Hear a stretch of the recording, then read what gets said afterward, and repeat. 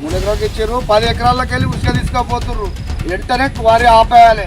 ఈరోజు కోనరావుపేట మండలం బౌసపేట గ్రామంలో రైతులందరూ వచ్చి ఇక్కడ మూలవాగు దగ్గర ఇసుక క్వారీని ఆపాలని చెప్పి ధర్నా చేయడం జరిగింది. గ్రామ రైతులు ఊర్లో ఇసుక పోవడం వల్ల ఇక్కడ ఉన్నటువంటి 3 ఎకరాలున్నర 4 ఎకరాలు దాదాపు ఇంచుమించు పర్మిషన్ ఉంది, దానికి క్వారీ అని చెప్పి పెట్టి రైతులతో సంతకాలు తీసుకొని రైతుల ద్వారా మభ్యపెట్టి ఇక్కడ ఇసుక తీయడం జరుగుతుంది.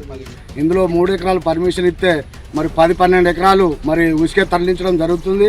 ఈ ఉసుక తోటి మరి పక్క రైతులకు మరి వాటర్ లేక మరి వర్షాలు పడక మరి రైతులు బోమని మొత్తుకుంటుర్రు. మరి అట్లాగే మరి గ్రామాల్లో ఎప్పుడైనా ఉసుక కావాలన్నా ఉసుక లేకుండా అయిపోతుంది. మరి మీద నుంచి ఉసుక వచ్చి మరి గ్రౌండ్ లోపలికి అయ్యేసరికి ఆ ఉసుక వచ్చి ఇటు వెడుతుంది, అటు మొత్తం తేలుతుంది, గడ్డ తేలుతుంది. మరి ఇక్కడ ఉన్న రైతులకు నష్టం జరుగుతుంది. ఈ క్వారీని వెంటనే ఆపాలని మరి గ్రామ పక్షాల మరి యువకులు మరి నాయకులు అందరూ పక్షాన మరి క్వారీ ఆపాలని మేము ఖండిస్తున్నాం. అయితే ఈరోజు బౌసపేట గ్రామంలో రైతులు నాకు ఫోన్ చేయడం జరిగింది. ఇక్కడ రైతులు పెద్ద ఎత్తున వచ్చినామన్నా మీరు రండి, ఇక్కడ ఉసుక అనేది 3 ఎకరాల 30 గుంటలకు పర్మిషన్ ఉంటే ఒక 10-15 ఎకరాల దాకా ఇసుక క్వారీని తీస్తురన్నా, మీరు రండి, మేము మా చేన్ల దాకా తీస్తుర్రు, 100 మీటర్ల దూరం తీయాలంటే కానీ దగ్గరికి తీస్తుర్రు, చేన్లు కొట్టుకపోతే అన్న రైతులకు నష్టం జరుగుతుంది.